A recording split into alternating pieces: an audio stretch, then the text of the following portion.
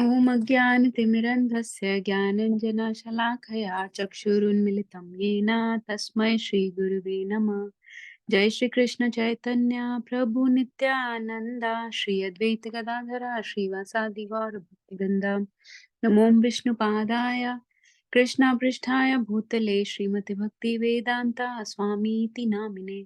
नमस्ते सरस्वती देवे गौरवाणी प्रचारणे निर्विशेषा शून्यवादी पाश्चात्य देश धारणे।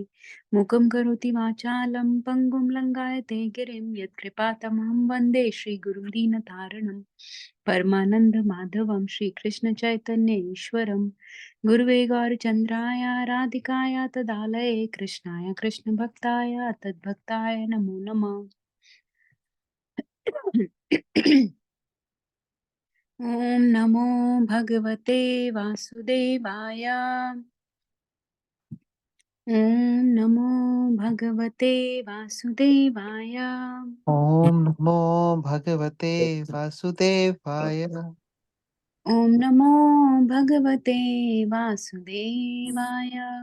ॐ ओम नमो नमो भगवते भगवते वासुदेवाय। वासुदेवाय। नारायणं नमस्कृत्य नरं चैव नरोत्तमं देवीं सरस्वतीं व्यासं ततो जयमुदीरयेत्। नष्टप्रायेषु भद्रेषु नित्यं भागवत सेवया भगवती उत्तमा श्लोके भक्तिर्भवति नैष्टिकी। कृष्णाय वासुदेवाय देवकी नंदनाय च नन्दगोपाकुमाराय गोविन्दाय नमो नमः। हरे कृष्णा कृष्ण कृष्णा हरे हरे, हरे Ram Ram Ram Hare Hare.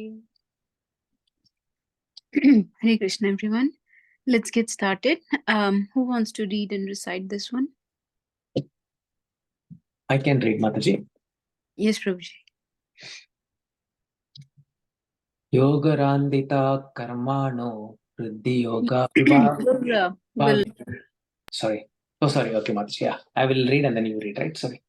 yeah. Yogarandita karmano Yogarandita karmano riddhi yoga vibhavite Riddhi yoga vibhavite yogino yam prapasyanti yogino yam tapashyanti yogesham tam natosmiham. yogesham tam nato asmi.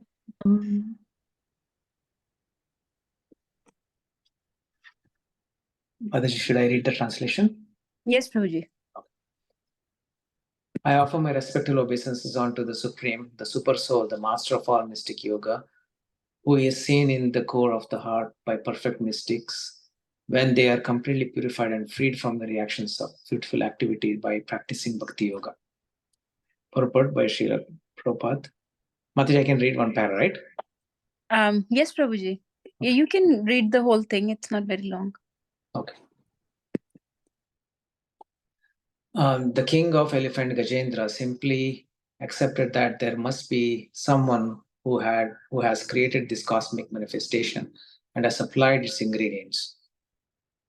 This should be admitted by everyone, even the most determined atheist. Why then do the non-devotees and atheists not admit this? The reason is that they are polluted by the reactions of their fruitful activities. One must be freed from all the dirt accumulated within the heart due to fruitive activities performed one after another. One must wash off this dirt by practicing Bhakti Yoga. Yoga Randika Karmanam. As long as one is covered by mental nature, modes of ignorance and passion, there is no possibility of understanding the Supreme Lord. Tada rajas tamo bhava kamo lobha dayas chaye. When one is freed from the modes of ignorance and passion, one becomes free from the lowest qualities, kama and lobha, lust and greed. Nowadays, there are so many yoga schools to encourage people in developing their lusty desires and greed through the practice of yoga. People are therefore very much fond of so-called yoga practice. The actual practice of yoga, however, is described here, authoritatively stated in Srimad Bhagavatam, 12th canto, 13th chapter, number 1. Dhyayana Dhyanavashrita tad gatena manasa pashyanti yam yogina. A yogi is one who always meditate on the lotus feet of Supreme Personality of Godhead. This is also confirmed in Brahma Samhita. Premanjana Churita Bhakti Vilochane Shanta Sadeva Hrideshu Vilokayanti Yam Shamasundaram Achintya Gunaswarupam Govindam Adipurusham Tamaham Bhajami. I worship Govinda, the primal Lord, who is Shyamsundar, Krishna himself, with inconceivable, innumerable attributes, whom the pure devotees see in their heart of hearts, with the eyes of devotion tinged with the shelf of love. The Bhakti Yoga constantly sees Shyamsundara, beautiful Lord Krishna, with his blackish bodily hue. Because the king of elephant Gajendra thought himself as an ordinary animal, he thought himself unfit to see the Lord. In his humility, he thought that he could not practice yoga. In other words, how can those who are like animals in the bodily concept of life and who have no purity of consciousness practice yoga? In the present day, people who have no control over their senses, who have no understanding of philosophy, and who do not follow religious principles or rules and regulations are not less pretending to be yogis. This is greatest anomaly in the practice of mystic yoga.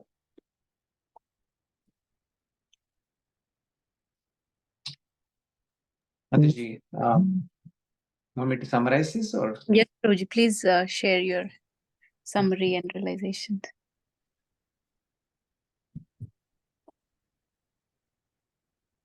So I think Gajendra, he is actually remembering the Lord as mystic yoga, because master of mystic yoga, because I think he's feeling that because the Lord has taken this it's taken the process of being in the material world, being available in all the manifesting in all the parts of the material world, and both in spiritual as well as in the material. And then he has also seen the core of heart of perfect mystics who are completely purified and freed from reactions of beautiful activity by practicing bhakti yoga. So he also thinks that Lord is completely purified and freed from the reactions of mid-fulfill activity bhakti yoga. So he's also seen by the yogis who has perfected their senses by completely purifying themselves. So he's only seen through that process.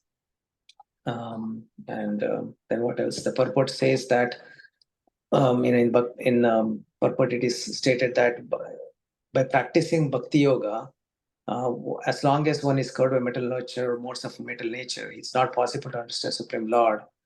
But but the who has conquered the modes, their modes transcended from these modes of nature, from passion and freed from the lowest qualities, like karma and greed, lust and greed, they were able to see this Lord. And then I think Prabhupada also mentions about the yoga schools throughout the world that is there, who is practicing the yogas in this world, but their goal is to develop the lustly desires by practicing the yoga. But that is not what the Lord is, or the Bhagavatam is stating. The Bhagavatam is authoritatively stating that those who meditate upon the Supreme Person of Godhead, by meditating upon the Lord, that is the perfect yoga, because yoga, not by the action of the body, but by remembering or attaching the mind to the Lord is what the real yoga is. And it is confirmed in Brahma Samhita that those who remember the Lord as Shamsundar form, who is inconceivable, immovable attributes, who is the pure devotee see in their heart of heart, with the eyes of devotion tinged with the self of love, they are actually worshipping the Lord through this mystic yoga, the Bhakti yoga or the Bhakti yoga. Through the Bhakti yoga, one constantly sees Sham Sundar in their mind, who is beautiful, blackish body hue. And then Gajendra thinks that he is like ordinary animal and is not eligible to see the Lord because he is situated in that uncomfortable position. So Okay. in other words, who can those who are having in other words, who can those who are like animals in the bodily concept of life, who has no purity consciousness, practice yoga. So in present day, people who have no control over the senses understand philosophy, who do not follow religious principles or rules and regulations, are not less pretending to be yogis. So what Prabhupada is trying to say is, like how Gajendra is thinking that he is animal and is not able to practice or eligible to see the Lord. Similarly, this in today's in this world, who is practicing this yoga, they have no control over their senses, but and they don't follow any rules and regulations, but they pretend as if they are devotees. Sorry, Mataji, this was like all abstract, so I was a little bit not very. I could not put it together very No, well. Prabhuji, you summarized it nicely. This is what Prabhupada has mentioned. So I'll just share my thoughts very quickly. Like I said before, summary of your summary, because you've described it nicely, but just to give some takeaway points. So Gajendra here is saying invoking various names. He's saying you are the supreme. So like the supreme person, Adi Purusham, or the Param Purush, Parmeshwar, super soul, which is Paramatma, and master of all mystic yogis, like Bhagavad Gita says, and many other places also says, Yogeshwar. So Krishna is the Yogeshwar. He's the master of all mystic yogas, mystic powers. So mystic yoga basically means those yogis that are aiming for acquiring these mystic powers like siddhis and things, which Krishna has unlimited power. So that's why he's the master of the mystic yogis.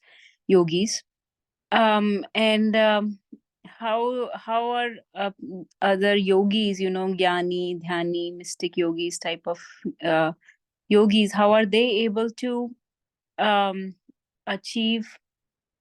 How are they able to reach Krishna? Mataji has asked a question. I'll answer it, Mataji. Give me 1 minute. How are they able to reach Krishna is by complete purification of the heart and by getting completely purified from the reactions of fruitive activities. So, so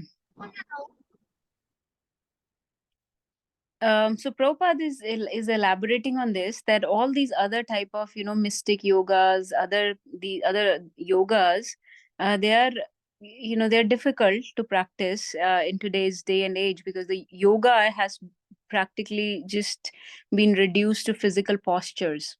So Rekha Mataji is asking the question, how does yoga invoke lust? I'm confused. So, Mataji, when yoga is not practiced for connection to the Supreme, but it is being practiced, just the physical postures are being practiced only for the maintenance of body, or for toning the body, for increasing the flexibility and joint movements, and just basically for physical health, then those people in the yoga schools are promising that you will have a very fit, healthy body, and then with that healthy fit body, people are then engaging in more sense gratification. So they are improving their physical health and the looks and appearance of the body to attract the opposite gender. So the goal is not to connect to the Supreme in that process, whereas the purpose of yoga is to connect to the Supreme. So the yoga is being misused and only partially used. limited aspect of yoga is being used for the purpose of sense gratification and for further increasing the lusty propensities.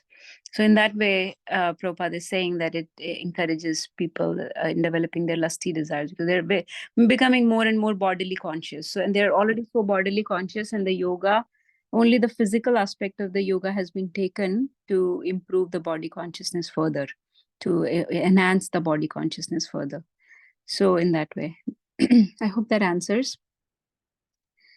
But ultimately, Prabhupada is saying that he's refuting these other yogas because these are not practical, these are difficult to practice. People are not of pure consciousness. It's very difficult to purify your consciousness when we are so much under the control of three modes. So bhakti yoga is the best way to become transcendental to the three modes and to meditate on the Lord and to serve Lord with love and devotion. And that's the best way to connect to the Lord. So that's the main import of this, that Gajendra is saying that all the perfect mystics and all aim for complete purification and freedom from fruitive activity, and then they're able to approach you. And Prabhupada is saying that practicing bhakti yoga is the best way to approach the Lord. It's practical, it's easier, and it's the topmost way which pleases the Lord the most. So that's my understanding. Anybody else wants to share anything? Hare Krishna, Mataji. Hare Krishna. Mataji, I really like the point where Prabhupada, if you scroll down a little bit,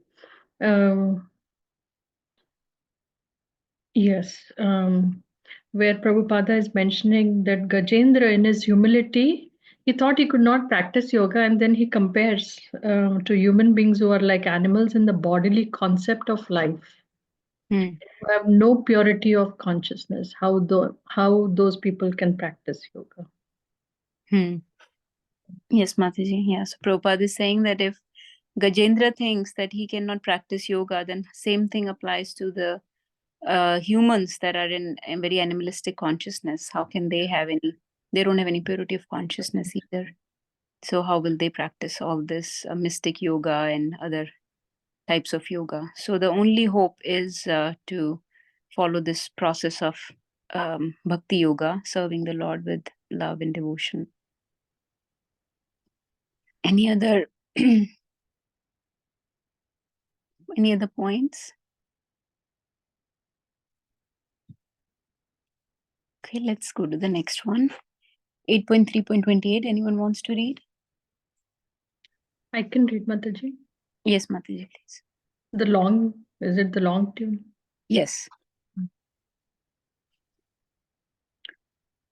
Namo namastubhyam asaya vega. It's like this. Namo Namastubhyam. namastubhyam. Okay, I'll try one more time. Namo namastubhyam asaya vega. Namo namastubhyam Namastu Vega Shakti trayaya khiladi gunaya. Shakti Praya Trayakiladi Gunaya प्रपन्नपालाय दुरन्तशक्तये Prapannapalaya Duranta Shaktaye तदीन्द्रियाणाम् अनवाप्य वर्तमने Kadindriyanam Anavapya Vartmane.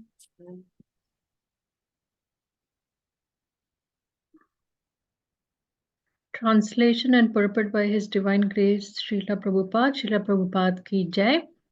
My Lord, you are the controller of formidable strength in three kinds of energy.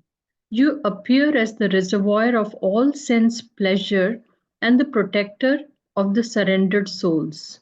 You possess unlimited energy, but you are unapproachable by those who are unable to control their senses. I offer my respectful obeisances unto you again and again. Attachment Greed and lust are three formidable forces that prevent one from concentrating upon the lotus feet of the Supreme Personality of Godhead. These forces act because the Supreme Lord does not like to be realized by non devotees and atheists. However, when one surrenders unto the lotus feet of the Lord, these impediments are withdrawn and one can realize the Supreme Personality of Godhead. Therefore, the Lord is the protector of the surrendered soul. One cannot become a devotee until one surrenders unto the Lord's lotus feet. Then the Lord gives one the intelligence from within by which one can return home back to Godhead. So, Gajendra is offering prayers here and glorifying the Lord as a reservoir of all sense pleasure and protector of the surrendered souls. And Prabhupada here is reinforcing and explaining that attachment, greed, and lust, these anarthas, are that prevent from one surrendering to the lotus feet of the Supreme Personality of Godhead. So, in order to realize the Lord and invoke, one has to surrender to the lotus feet, and that can be only possible when one gives up this attachment, greed, and lust. And so, once the realization of the Supreme Personality of Godhead is there, the Lord is the protector of the surrendered soul. And a person cannot become a devotee until one surrenders to the lotus feet. And then the Lord gives the intelligence from within by which one can return back to Godhead. Please add or correct, Mataji. Hare Krishna. Thank you, Mataji, for sharing. So, when I read this translation, I was thinking that three kinds of energy was being referred to. The verse was referring to the three Shaktis, like Tatastha, Antaranga, and Bahiranga Shakti. But here, actually, Prabhupada is describing that this is referring to the very powerful forces in this material world that keep us entangled here. And those are the attachment, greed, and lust. So out of the 6 anarthas, the Shad Ripus, these are the further three that are very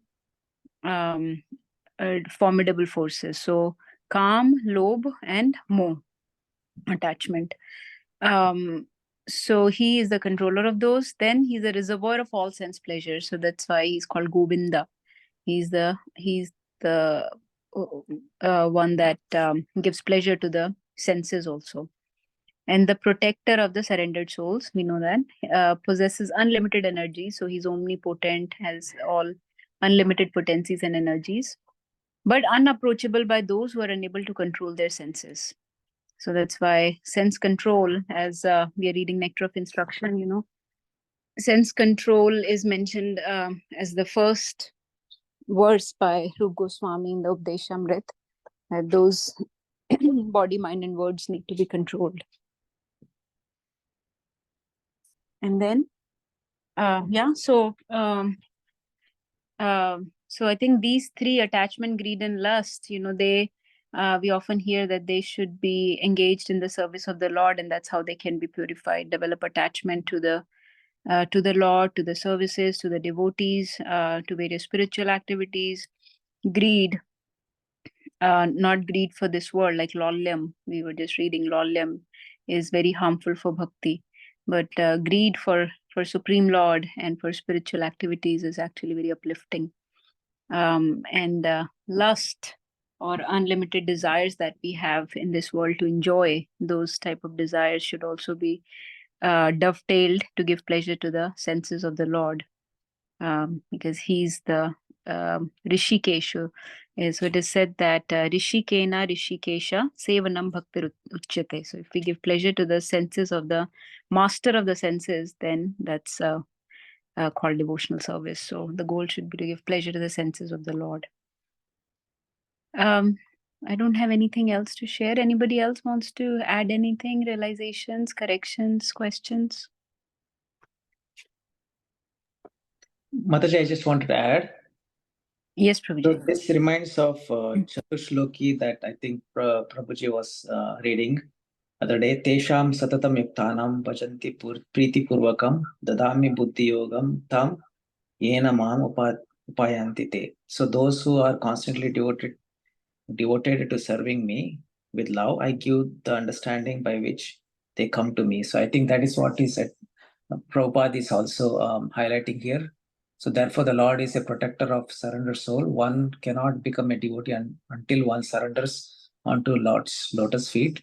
The Lord gives one the intelligence from within by which one can return home back to Godhead. Yes, Prabhuji. Perfect. Yeah. That's the last line in here. Very bold. Okay, let's continue. Anyone wants to read this next one?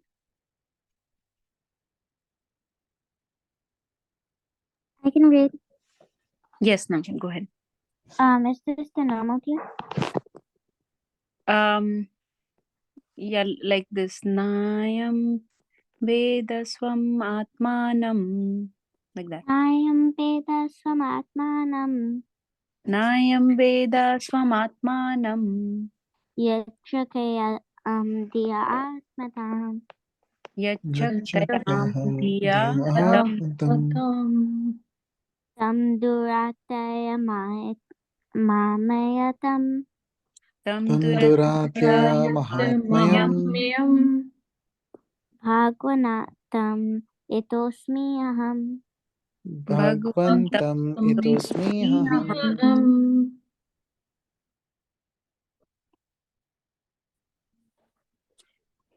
I offer translation.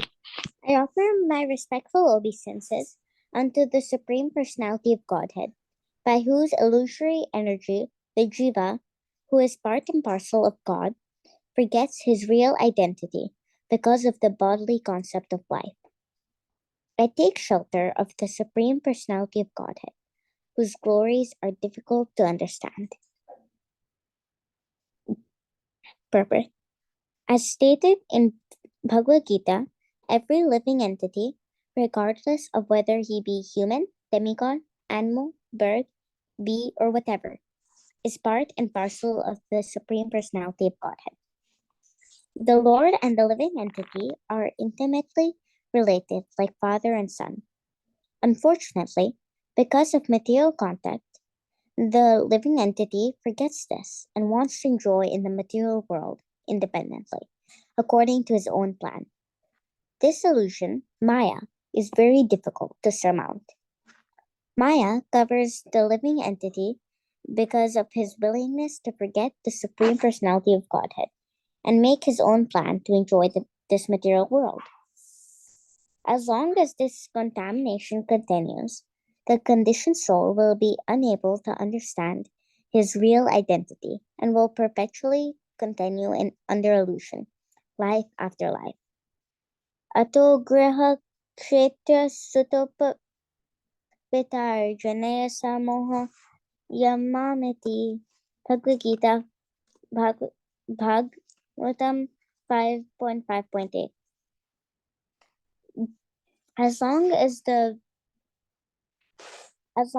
living entity is not enlightened so that he may understand his real position, he will be attracted to this materialistic life, to a house, country, or field, to society, sons, family, community, bank balance, and so on. Covered by all this, he will continue to think, I am this body, and everything related to this body is mine. This materialistic concept of life is extremely difficult to surmount. The one who surrenders to the Supreme Personality of Godhead, as did Gajendra, the king of elephants, comes to enlightenment on the Brahman platform. Brahmabhuta prasannatma na suchiti na kanchiti samasarveshu bhuteshu madbhaktim labate param. One who is transcendently situated, at once realizes the Supreme Brahman and becomes fully joyful. He never laments or desires to have anything. He is equally disposed towards all living entities. In that state, he attains pure devotional service unto me. Bhagavad Gita 18.54. Since a devotee is completely on the Brahman platform, he is not jealous of any other living entity. Sama sarveshu bhuteshu. Hare Krishna. Hare Krishna. Nave, you want to share anything from this? It's mostly saying that if when you the purport and the translation that you should that when you surrender unto Krishna, how you're already covered by Maya, but when you surrender unto Krishna, who's really hard to understand, you'll get to go back to him, and you won't. And we're talking about also how this material world, we're trying to enjoy this and we're trying to forget Krishna, but how this Maya is really difficult to come over. But when we are able to do it and we surrender into Krishna, we'll come out of this material world and go to him. Hare Krishna. Hare Krishna. Thank you for sharing. Yeah, this verse was, I thought, a little more straightforward and easier to understand. So Gajendra is saying that this energy of yours, the inferior energy or the illusory energy, Maya, is the reason by which covers the consciousness of the jiva, and he forgets his real identity and comes under the bodily concept of life. And then he's saying, I'm paying obeisances or taking shelter of the Supreme Lord, whose glories are difficult to understand. So the supremely inconceivable Lord, whose glories are so difficult to understand, I take shelter of that Lord. So Prabhupada has elaborated on this illusory energy and the one that is very difficult to surpass, very difficult to overcome by our own efforts, but by taking shelter of the Lord, it can be easily overcome, as Krishna says in Bhagavad Gita also. Um, so then I was just thinking that this illusory energy is the reason, and Prabhupada has mentioned here many times, illusory energy is the reason by which one develops these identifications, like I belong to this country or this community or this gender or this society. This is my house. So he develops this bodily or materialistic consciousness, these identifications, these attachments, and the previous verse that I was quoting also talks about those identifications, that you can get rid of these identifications. Sarv upadhi vinirmuktam. Sarv upadhi. So upadhi means identifications. You can get rid of all these identifications that you have developed in this material life by the forgetfulness of original consciousness, by the forgetfulness of Krishna consciousness. All these identifications you have developed, you can get rid of them. Sarv upadhi vinirmuktam. Tat paratvena nirmalam. And develop this pure consciousness. How? Rishikena Rishikesha Sevanam Bhaktiruchyate, by rendering service to the master of the senses. By serving the senses of the master of the senses, your senses will be purified, your identifications will be removed, your attachments will be removed, the contaminated desires will be gone. Simply by being employed in the service of the Lord. So all these problems that have come upon us because of the covering of illusory energy, this forgetfulness is gone. The fears that come, this verse that Prabhupada is quoting, the lamentations or complaints that we have, the anxieties that we have, the excessive desires that we have, treating people on bodily platform, this tendency that we have, all these things are destroyed, and such a person becomes prasannatma, becomes joyfully situated, transcendently situated, brahma bhuta. He becomes transcendently situated and joyful because of taking shelter of the Lord. And in this state, he can attain pure devotional service. So I'm just very amazed that Gajendra has given a lot of tattva gyan, about the Supreme Lord, about his various aspects, his inconceivable aspects, his energies, his potencies, his expansions, his Paramatma feature, and our position with respect to the Supreme and in this world. So, a lot of Tattva Gyan he has given. Any other points anyone wants to share?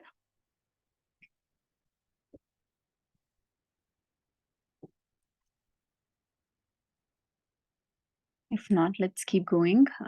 Sneak number 30th. Who wants to read this one? I think so. So here it looks like the prayers have ended, and now Shukdev Goswami is going to tell us what happens next. Can I read, Mataji? Yes, Mataji. Hare Krishna. Shri Shuka Vacham Evam Gajendra Upavarnitha Nirvishesham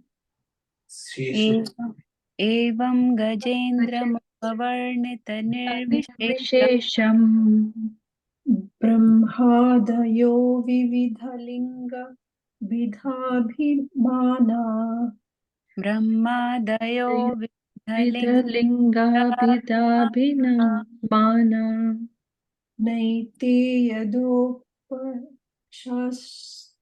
Shashrapur Nikhilatmakatvat Naite Yadopasara Shripur Nikhilatmakatvat Tatrakilam Maradmayo Harir Avirasit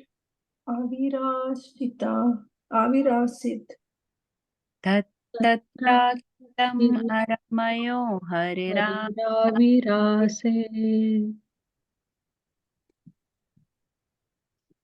Translation by His Divine Grace A.C. Bhaktivedanta Swami Srila Prabhupada.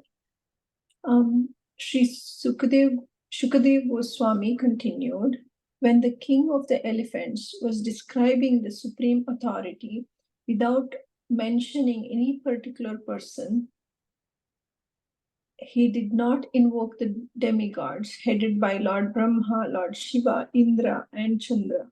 Thus, none of them approached him. However, because Lord Hari is the super soul, Purushottama, the personality of Godhead, he appeared before Gajendra. Purport by Srila Prabhupada. From the description of Gajendra, he apparently was aiming at the supreme authority, although he did not know who the supreme authority is. He conjectured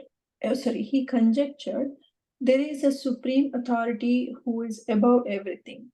Under the circumstances, the Lord's various expansions, such as Lord Brahma, Lord Shiva, Chandra, and Indra, all thought Gajendra is not asking our help. He is asking the help of the Supreme, who is above all of us.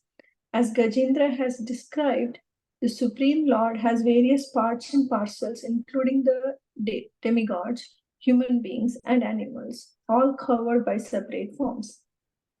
Although the demigods are in charge of maintaining different aspects of the universe, Gajendra thought that they were unable to rescue him. Harim Bina Naiva Mritim Taranti. No one can rescue anyone from the dangers of birth, death, old age, and disease. It is only the Supreme Personality of Godhead who can rescue one from the dangers of material existence. Therefore, an intelligent person, to get free from this dangerous existence, approaches the Supreme Personality of Godhead, not any demigod.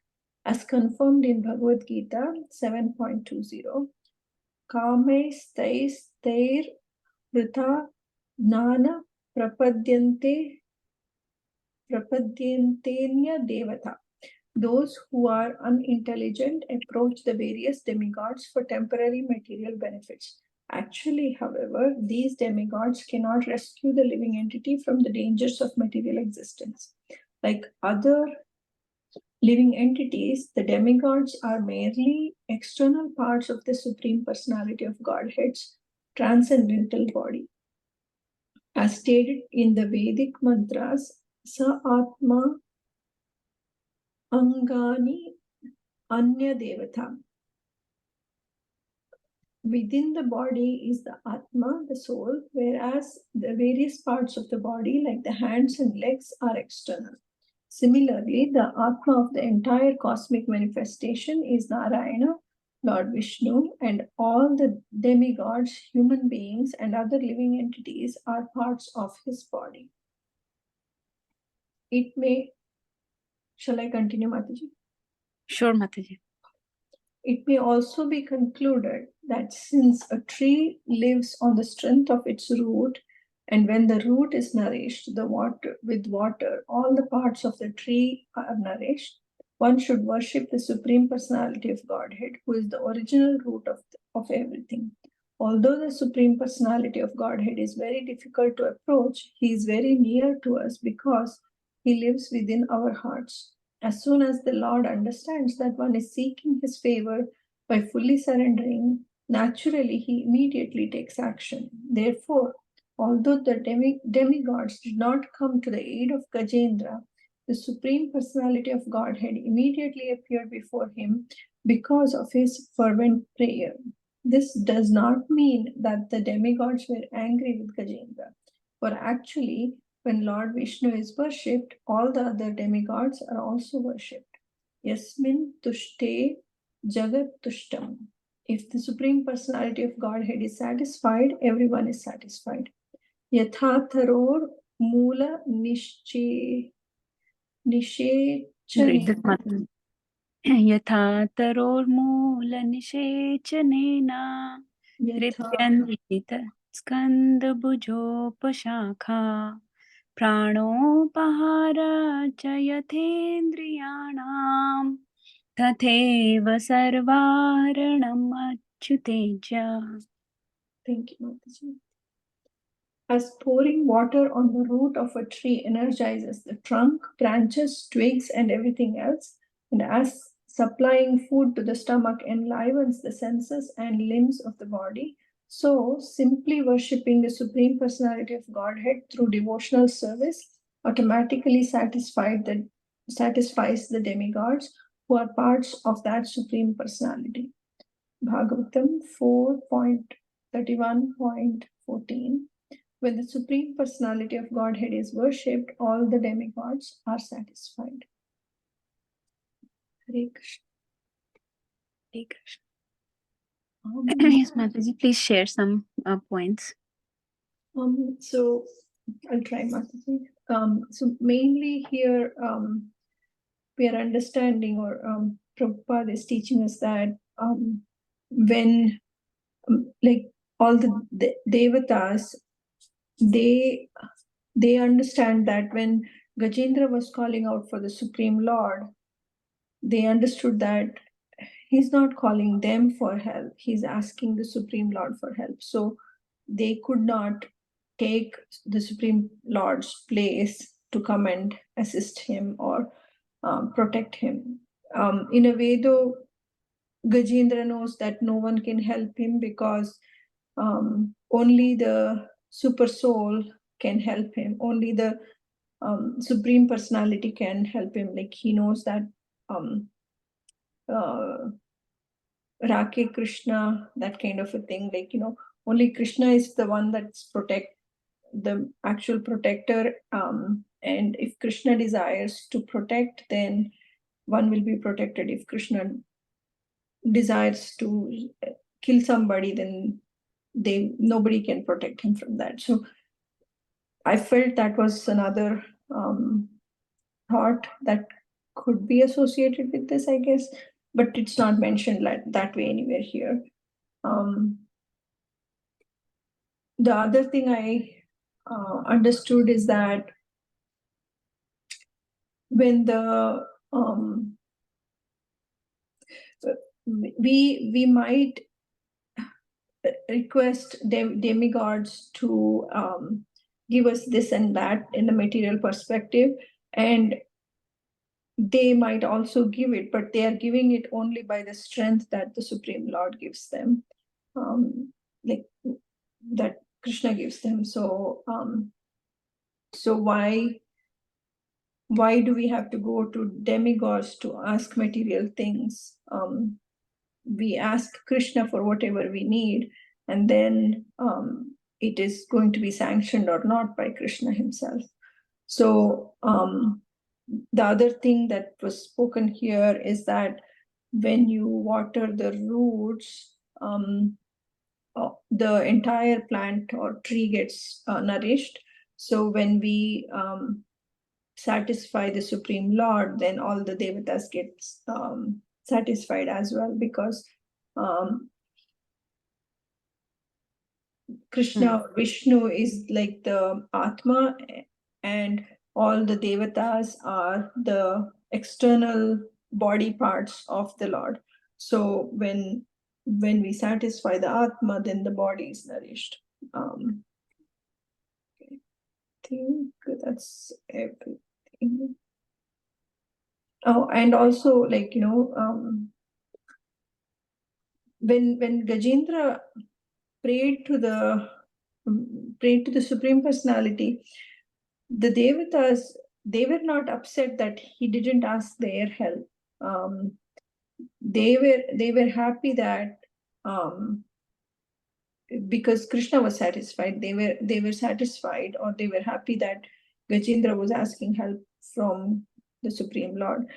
Like, there is no jealousy there, because they are also under the shelter of the Supreme Lord. They are also like us, although more advanced than us, but they are also in the external plane, and so they will also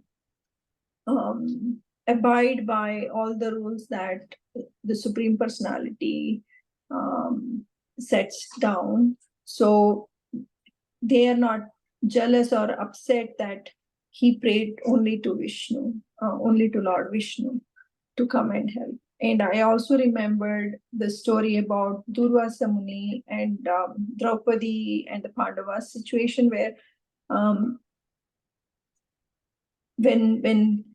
when Draupadi didn't have any, when the Pandavas were in the forest and they didn't have any food to serve to Durvasa Muni, then the Pandavas call out for Krishna to come and help. Actually, Draupadi asks for Krishna to come and help, and Krishna eats one grain from her pot that was supposed to be the Akshay Patra, but just by that one grain, he was satisfied, and then Durvasa Muni and his thousands and thousands of disciples were all satisfied because of that, and they didn't want to come and eat prasadam in their house because they were completely full, and they couldn't eat a morsel again.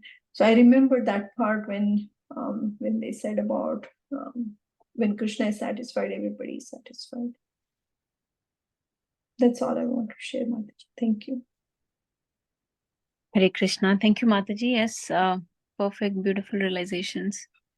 Yeah, so it looks like Gajendra, Prabhupada is describing, Gajendra didn't really know who the Supreme Person is, Supreme Authority is, but he was calling to the Supreme Lord.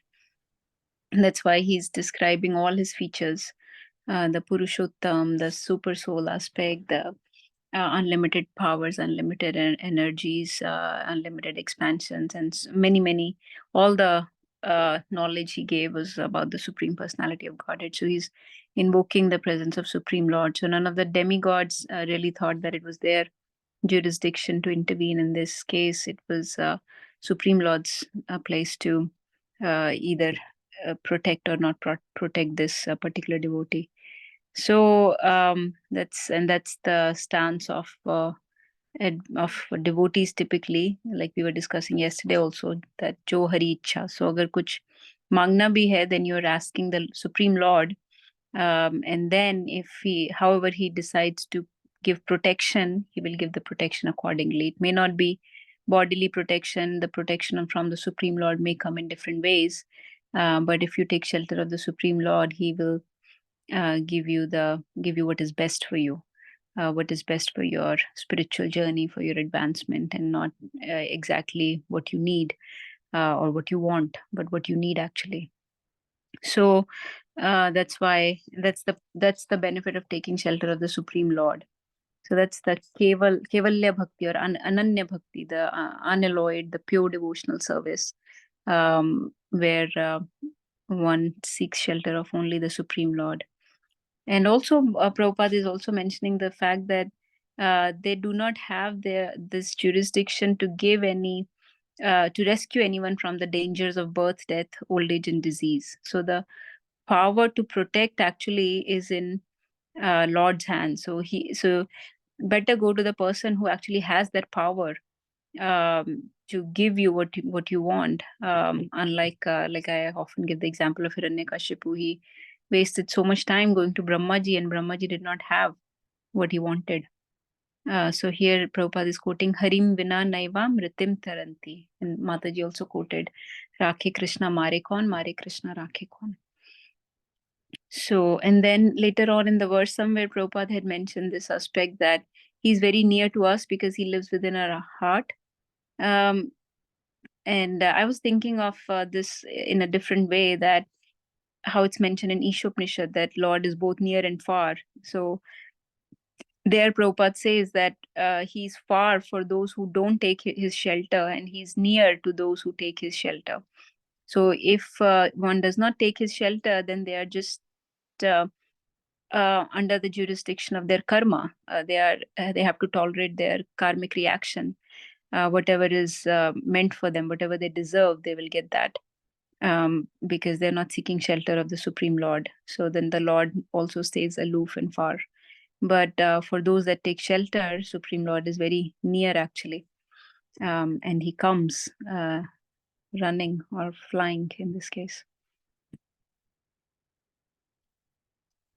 So I think this was also straightforward. This is basically, this verse is giving us the concepts of demigod worship. Mataji already described watering the root, and she gave the beautiful story of how Krishna is, when Krishna is satisfied, all the demigods and everybody else is satisfied. That's the concept of watering the roots.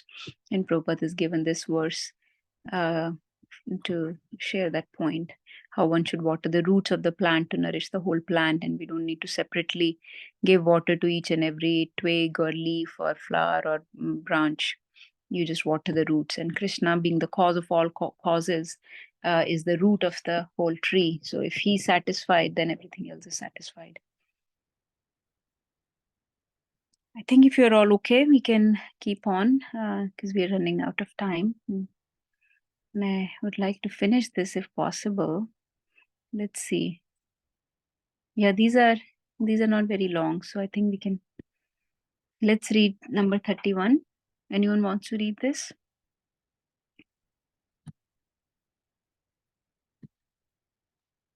Okay, I can. Yes, go ahead. Hare Krishna. Go ahead. Tam tadvadartham upalabdha jagannivasa Tam tadvadartamupalabhya jagannivasa stotram nishamya divija sahasam stuvadbhi stotram nishamya divijay sahasam stuvadbhi chandomayen garunen samuyamanasa chandomayena garudena samuyamanas chakrayudo bhuyagamad asuyatod gajendraha Chakrayudo bhayagamad ashu yato Gajendra. Translation and purport by His Divine Grace Bhaktivedanta Swami Shiv Prabhupada Ki Jai. After understanding the awkward condition of Gajendra, who had offered his prayers, the Supreme Personality of Godhead Hari, who lives everywhere, appeared with the demigods who were offering prayers to him. Carrying his disc and other weapons, he appeared there on the back of his carrier Garuda with great speed according to his desire. Thus he appeared before Gajendra. Haribo. Haribo. Sri Vishwanath Chakravarti Thakur specifically hints that since Gajendra was in such a difficult position and was praying for the mercy of the Supreme Personality of Godhead, the demigods, who could have immediately gone to his rescue, hesitated to go there. since they considered Gajendra's prayers to be directed towards the Lord, they felt offended, and this in itself was offensive. Consequently, when the Lord went there, they also went and offered prayers to the Lord so that their offense might be excused. Hare Krishna. So, this is a little different understanding from what we were discussing earlier. Here it is described how the demigods were a little offended that Gajendra was not giving, or was offering prayers to them. So that is the nature of this material world, that everybody wants their own glory. That is the envy to the Lord. That is why is somebody glorifying the Lord, and why am I not being glorified? So that is the kind of mentality that automatically comes in the conditional stage of life. So be it anybody in the material world, they are under the influence of the three modes of material nature, unless they are sincere devotees, or true devotees who are transcendental to the modes of material nature. So demigods are also not free from these modes, and thus they felt a little envious that why is this Gajendra calling to the Supreme Lord and not to us? So that is another reason they did not go. And then, but they understand, eventually they understood that it's an offense to feel like this. So they are, higher, they have higher consciousness, and they can understand their mistake. Like Lord Brahma, after Brahma Mohan Leela, um, offered prayers to the Supreme Lord. So here they quickly understood this offensive mentality, and thus they offered prayers to the Lord, and with the Lord they appeared in front of Gajendra offering prayers to the Lord. Hare Krishna. Hare Krishna. Thank you, Nagarjuna Prabhu. Yeah, I was relishing how Lord came on the back of his career Garuda, trying to imagine with the demigods accompanying him, carrying his Shankh, Chakra, Gada, Padam, and other weapons, and with great speed. And it says according to his desire. So because his desire means that it's not somebody's demanding him, and he's not under the control of anyone that he has to show up if somebody demands his appearance. He only comes according to his own desire, his own causeless mercy. He's supremely independent Lord. So I was relishing this point also. And so prayers, offering prayers to the Lord, asking for his mercy, that's the way to please or appease the Lord, for him to appear, just like Arjuna offered prayers in Bhagavad Gita, to show the form, and so many wonderful personalities offer prayers, and then the Lord appears not by demand. So thus he appeared before Gajendra. And yeah, your point is very nice here. This point is actually very important, just like you mentioned, that it's our envy towards the Lord which is actually keeping us in this material world. That's the topmost reason why we are here, because we want to enjoy separately from Krishna. So this was also reminding me of the Govardhan pastime, that how Indra was displeased that the prayers were being offered to Govardhan instead of him. So he was also offended. But in that case, he went on to commit many further offenses and harm against the Vrajvasis, all the Vrajvasis. But in this case, at least they quickly rectified their offense and quickly understood that what they were feeling, those emotions of displeasure at the prayers of Gajendra is offensive. So actually, getting offended is itself an offense also. So typically devotees, they're not supposed to get offended easily. They're not supposed to be so, like we say, victim mentality, that they keep getting offended. That means that their ego is very strong, or they're very keeping themselves in center if they're getting offended so easily. So devotees, typically, that's one of the characteristics of advancement, that will not be getting offended. And those that are getting offended, it's a very scary situation actually, because that means the Krishna is not in the center. Oneself is in the center still. So, very important point. Thank you for sharing. Let's keep going, if that's okay. I think this one, and then we have one more. The last one does not have any purport, so really this one. I can read this one. 8.3.32. So antasarasi urubalena grihita artho. So antasarasi urubalena grihita artho. Drishtva garutmati harim kha upata chakram. Drishtva Garutmati harim ka upatya upata chakram. chakram. Utक्षिप्य साम्बुजकरं गिरमाह कृच्छ्रन्. Utshipya sambhujakaram giramaha krichan. नारायणखिलगुरो भगवन्नमस्ते. Narayana Khila Guru Bhagavan Namaste. Translation and purport by His Divine Grace, Srila Bhaktivedanta Swami Prabhupada, Srila Prabhupada Ki Jai. Jai.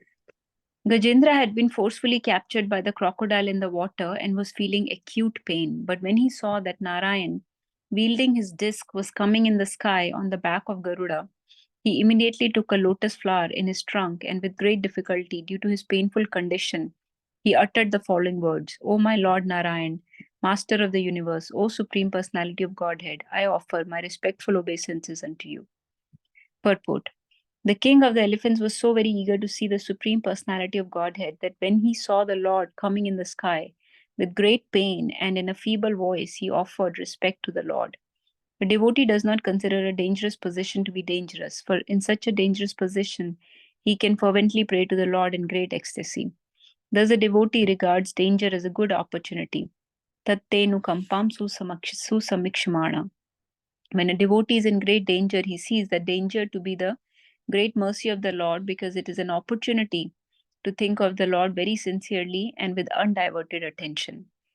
Tatte nukampam susamikshmano bhunjana evatma kritam vipakam. Bhagavatam 10.14.8. He does not accuse the Supreme Personality of Godhead for having let his devotee fall into such a dangerous condition. Rather, he considers that dangerous condition to be due to his past misdeeds and takes it as an opportunity to pray to the Lord and offer thanks for having been given such an opportunity. When a devotee lives in this way, his salvation, his going back home, back to Godhead, is guaranteed. We can see this to be true from the example of Gajendra, who anxiously prayed to the Lord and thus received an immediate chance to return home back to Godhead. Very bold, very important verse actually.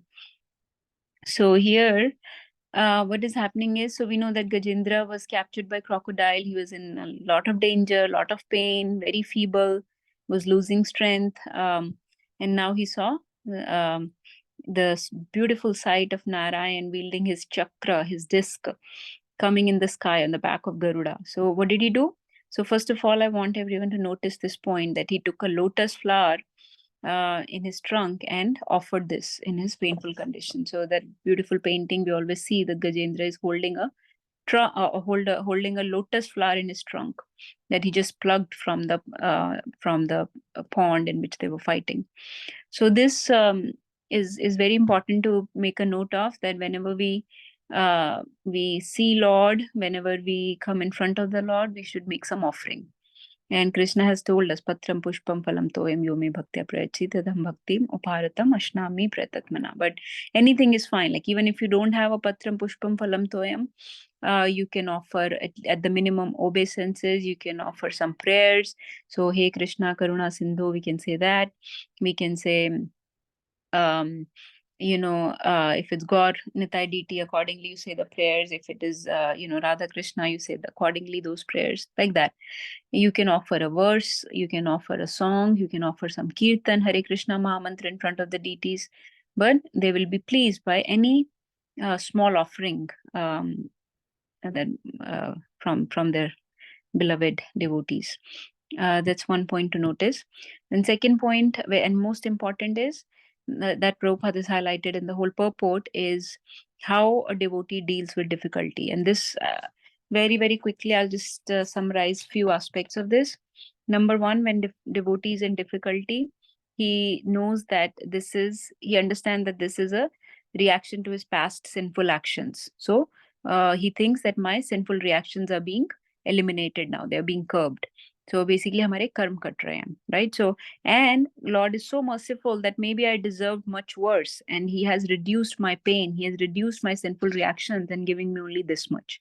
So this is the mood of the advanced devotees, that this is my past sinful reactions. Secondly, they always see Krishna's plan in this, how to grow through this situation, that there must be some plan, there must be some purification that I needed, there must be some improvement, some growth, some lesson that I need to learn. So what is the lesson? Like Guru Maharaj always says, what is the lesson? In every situation, ask the question, what is the lesson? So in this position also, there is something, some lesson I need to learn, some growth needs to happen, some purification, some improvement, and Krishna has some plan for me. So they grow through that situation. They not only just tolerate that situation, but they actually grow during that situation. That's another understanding. And third, he sees that dangerous position to be an opportunity to take fervent shelter of the Lord, like very intensely, very sincerely, very seriously take shelter of the Lord. This is a great opportunity. So that's another way to deal with the difficult situation. There are many other aspects of this. These three Prabhupada has highlighted. So, and as far as taking shelter of the Lord during difficult situation, this is an example we can see. Prabhupada is quoting this famous verse. This verse is so famous that it is said that you should print this verse and put the purport on your wall and read it every day. This is Brahmaji's prayers from 10th canto, 14th chapter. We have read and learned this verse many, many times. Tattenu kampam susamakshimano. Bunjana evatma kritam vipakam. That whoever tolerates the difficult situation, knowing that this was your plan, or this was, my past sinful reaction, just tolerates the situation, he has truly become the recipient of your mercy. And to that person, you will give your mercy one day. So you just have to wait and remember that this too shall pass. So, and that's all I have to share. Offer something and lessons to be learned during difficult situation. Take serious shelter. Also, Queen Kunti's prayers, that every time there was difficulty, Vipada Santuta Shashvat Tatra Tatra Jagat Guru Bhavatu Darshanam Yat Syad Apunar Bhav Darshanam. That I pray for the difficulties to come over and over again, because every time there was a difficulty, you also came. That is the advanced devotees' prayers. Shall we do the last one, and then we'll see if anybody has any realizations? This is the last verse. Anyone wants to read this?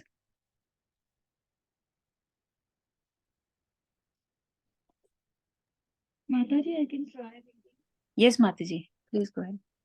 Mataji, I just realized, I thought you had left the call. I didn't realize you were there. But please go ahead. That's okay.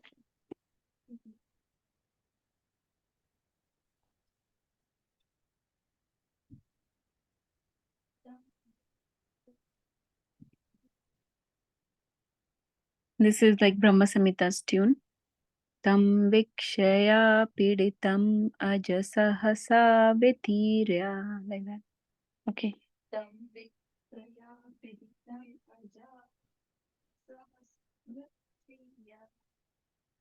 मती आपकी आवाज बहुत दूर से आ रही है, थोड़ा पास करोगे आप? Yes, Mata. Oh. Let me speak to the phone directly. This is good. Tam vikshaya piditam aja sahasavatira.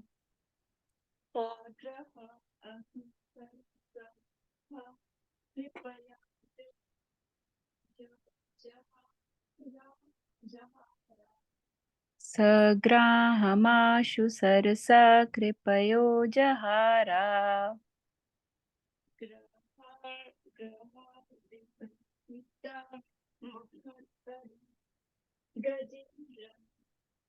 Grahad vipatita mukhad arina Gajendram.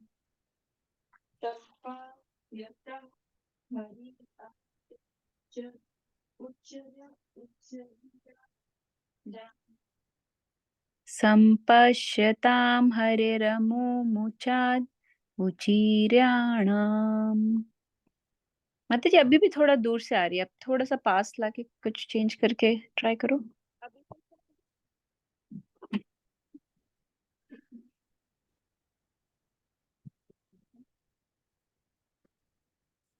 अभी ठीक है?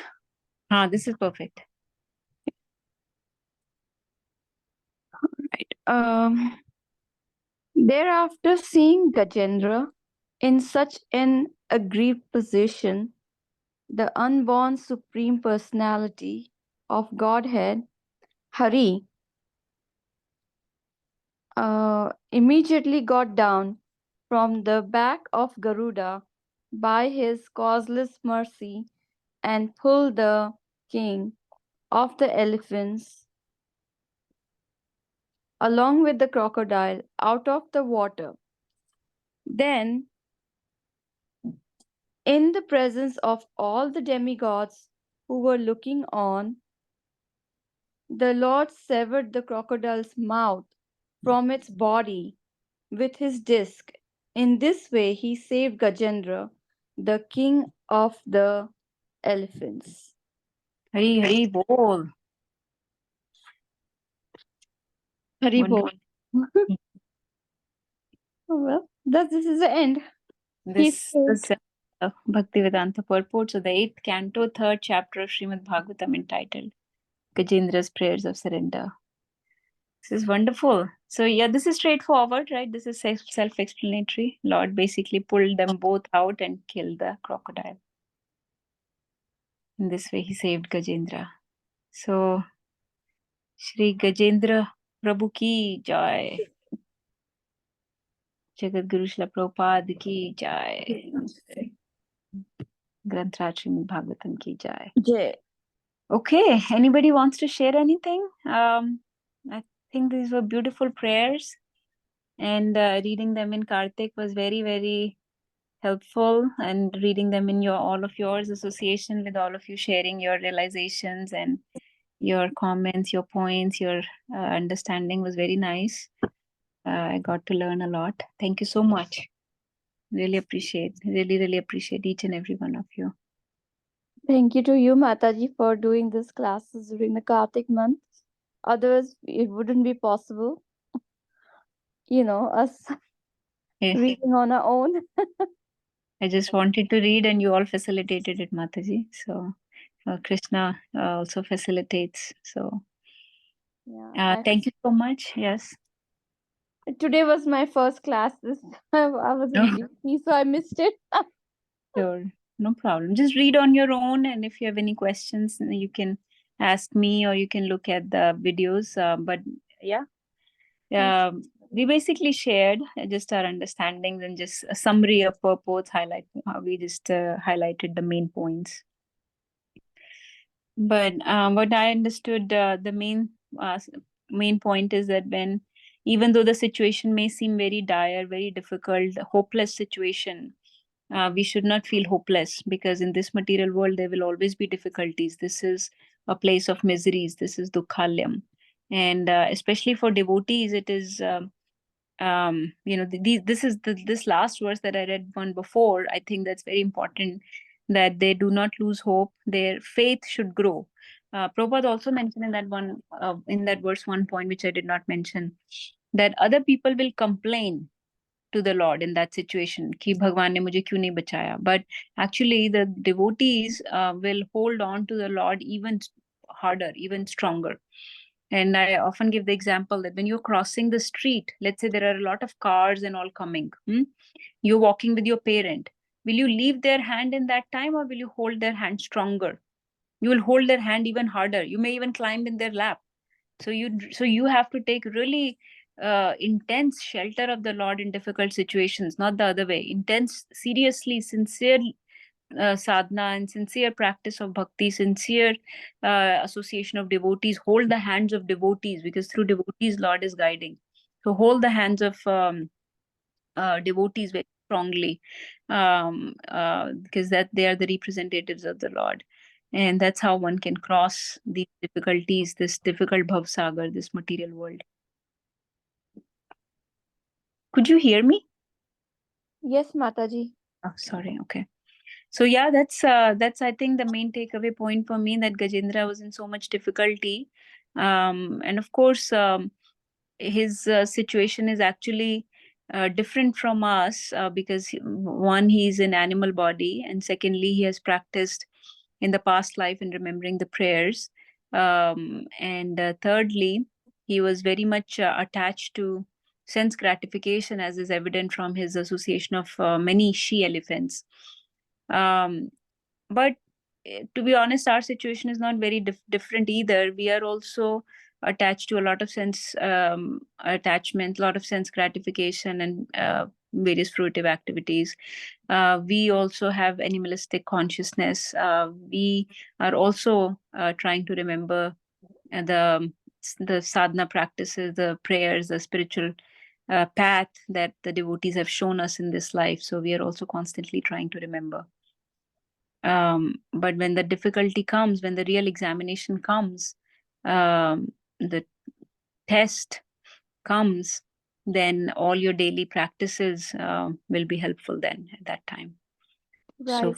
Because see, in this story, like of course I didn't was not in the classes, but you've talked about his story so many times that when he got stuck in the water, he was so proud of his talents, and then when he couldn't do that, then he was proud that his family will save him.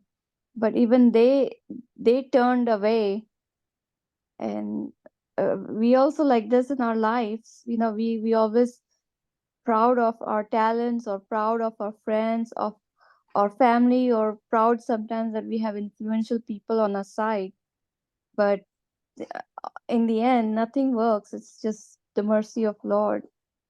Thanks, Mataji. Okay, let's stop here. If later in this month, time permits, at some point when we have few days, we can maybe read Dhruv Maharaj's prayers. So we'll see. Any other realizations, comments? Sheetal Mataji, Hiral Mataji, I have not heard from you today much. Please share if anything. Krishna Mataji, I had stepped away for a little bit. But Mataji, it's very beautiful. I was just reflecting on how the Lord appears. The description given was like with the lotus, in his lotus hands, he had the mace and the shank and everything. And he comes on the Garuda. So, is there any particular reason why he appears like that? Or, from what I understand from that verse, was because it was a Paramatma realization. That he appeared in that four-handed form and as he wishes, like मेरी मर्जी, भगवान आ गए. दोनों बातें हैं, भगवान की मर्जी. मर्जी. So yeah, sometimes devotees say कि भगवान को ये पीला रंग ही क्यों डालते हैं, पीतांबर वर्ण क्यों डालते हैं, पीतांबर वर्ण. उनकी मर्जी. Is a supremely independent Lord. But yes, Mataji, that aspect is also correct, that Gajendra may be offering prayers in that to the Vishnu aspect, the all-pervasive aspect.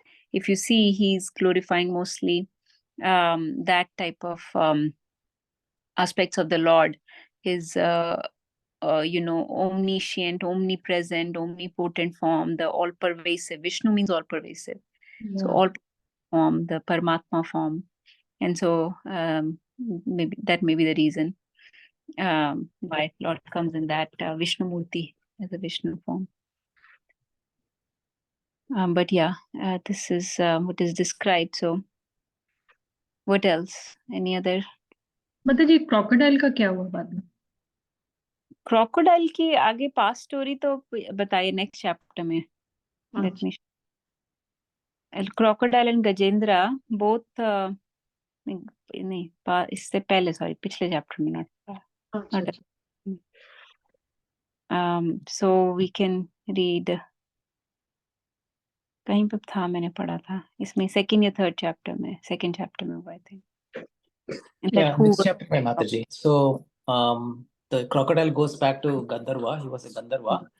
Hmm. Goes to Gandharva planet, Hmm. and the Gajendra, he gets the four-handed form, and he goes back in Garuda with the. He rides back to Vishnaloka with the Lord. Hmm. So yeah, this is describing. Yes, Prabhuji, thank you. So he gained the form of his original form. Remember, he was Gandharva, King Hu Mhm. got the original form of Hu. That was the crocodile. So because of the curse, so this is describing how he had been cursed by the Devala Muni, and he was a Gandharva, and he became that King Hu again, and he went back to his as his Gandharva form, back to Gandharva Loka. So yeah, being killed at the Lord's hands is also merciful. So both had been placed in that situation for a reason. So again, so many times we think why we were put in this situation, but Lord accomplishes many tasks with that one pastime, with that one activity. Okay, any other? Nagarjun Prabhu, you want to share anything?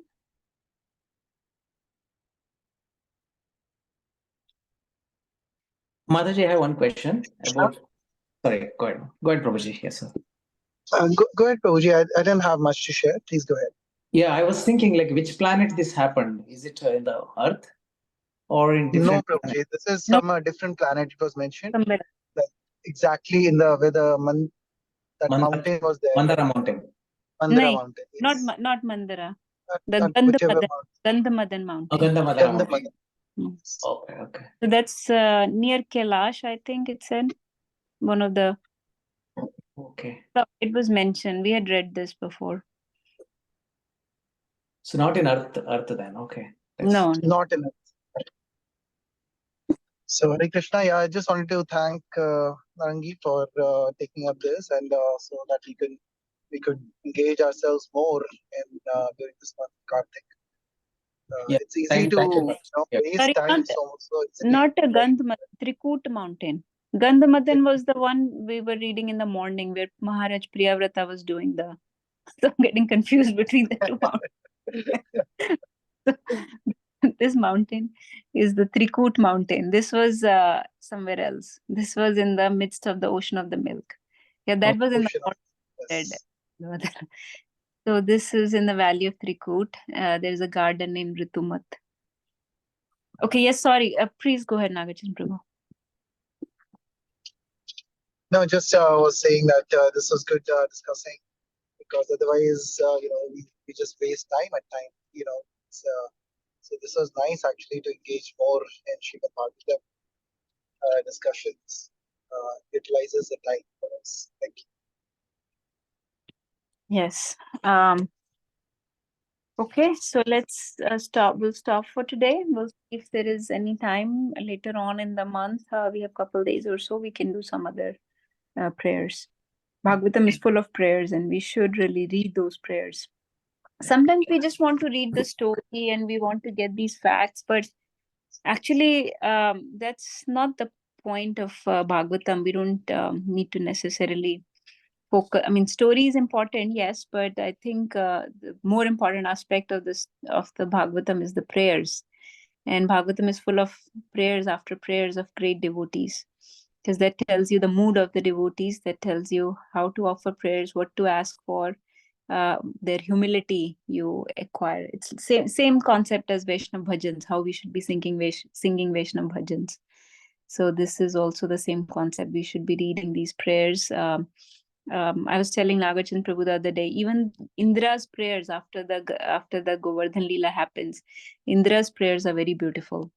Similarly, Brahmaji's prayers, from which Prabhupada quoted this verse twice just now.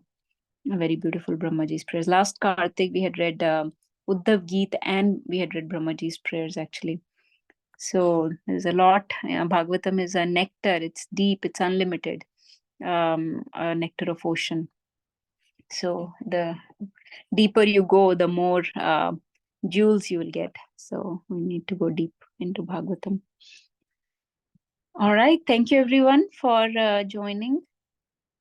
ग्रंथराज Shrimad Bhagavatam की जय, जगद्गुरु श्रील प्रभुपाद की जय। वांछा कल्पतरुभ्यश्च कृपा सिन्धुभ्येव च पतितानां पावनेभ्यो वैष्णवेभ्यो नमो नमः। गुरुवे गौरचन्द्राय राधिकाय तदालय कृष्णाय कृष्ण भक्ताय तद्भक्ताय नमो नमः। हरे Krishna. Thank you, Mataji, for doing this very much. Thank you. Thank you, Prabhuji. Thank you, Prabhuji, Mataji, for joining. Very, very appreciative of each and every one of you. Thank you, Mataji. Hare Krishna. Hare Krishna.